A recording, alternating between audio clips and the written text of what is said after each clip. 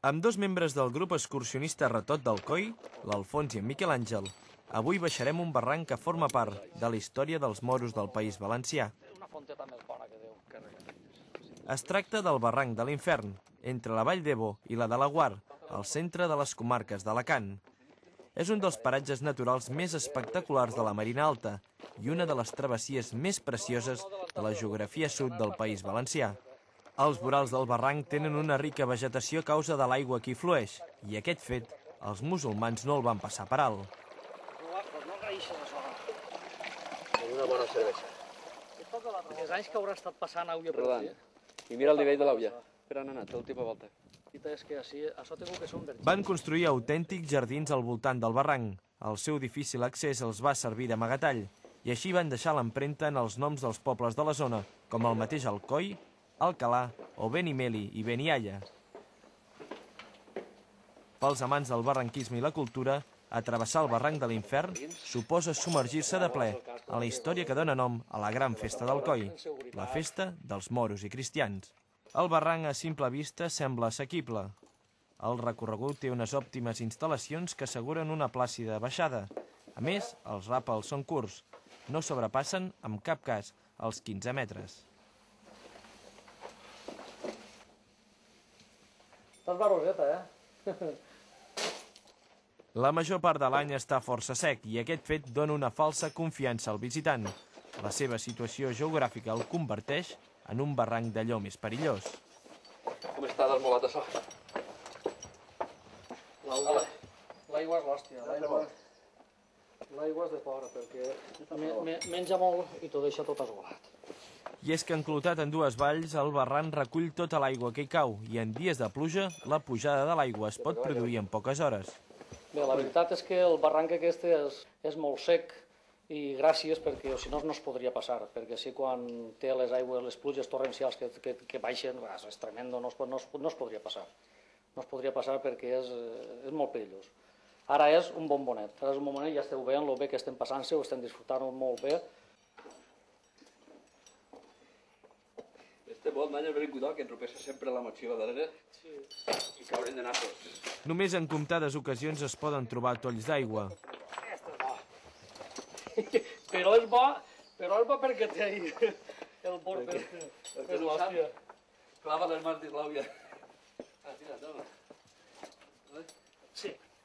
Els seus passos compromesos també són mínims. És una xorrada, però va pegar una pinya ni el dimoni. Bueno. Tu dona compte això. Mira tu el nivell que duria l'àuia. Està on ha arribat allà dalt, Però mira allà dalt on ha incrustat a la botella, dalt de tot. La força que deu tindre... Bé, quan hi ha avingudes d'àuia, este clot sol estar totalment cobert. Passem nedant, està al nivell de la corda. S'agarrem a la corda i ja sortim. Ara en l'actualitat el no tindrà àuia, però simplement el típic bot, baixar...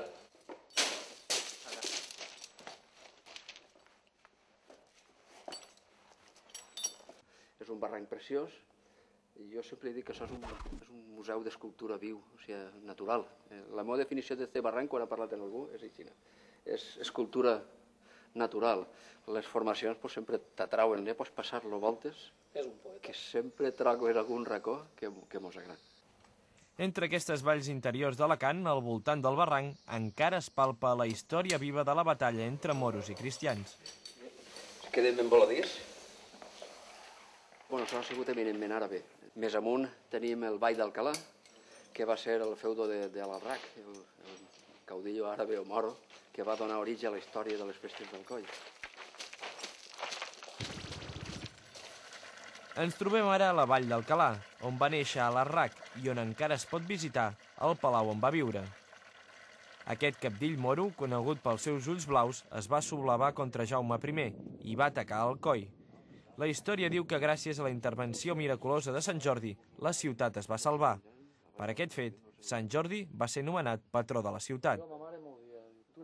En totes aquestes valls, Alcalà, Vall d'Ebo, la Vall de la Guar, que és on desemboca el barranc de l'Infern, aquí resistien moriscos, que finalment van perdre, van ser expulsats, i l'eixida va ser precisament per la vall de la Guard, és a dir, que pràcticament seguint tot el curs de lo que fer del barranc de l'Infern i tot això, va ser el camí d'eixida dels moriscos que poblaven aquestes valls de per aquí. Esto és el poblat moró de la Xubieta, que és el que millor es conserva de totes les comarques d'aquí del sud, com podeu veure en aquestes típiques arcades de les cases mores. Després de centenars d'anys amagats i d'haver-se convertit alguns musulmans a la fe cristiana, a principis del segle XVII, Felip III va decretar finalment l'expulsió dels moriscos. I precisament aquest barranc va ser un dels camins de la fugida final dels moriscos fins al mar. Per aquí van passar alguns dels 200.000 que van abandonar el regne de València. I amb aquest pes històric de la batalla entre moros i cristians, el barranc acostuma a estar molt ben equipat, amb un seguiment periòdic dels diferents grups excursionistes de la zona. En 3 hores es travessa el cos central del barranc i ara l'Alfons i en Miquel Àngel hauran de remuntar el desnivell per les escales de pedra que els mateixos moros van construir. Avui no es pot rememorar la fugida dels moriscos fins al mar. Actualment, el camí està tallat per la presa d'Isbert, que tanca l'últim congost del riu i que va constituir un sonor fracàs com a obra hidràulica. Gran part de l'aigua embassada es perd en filtrar-se pel subsol. Ja som al final del barranc de l'Infern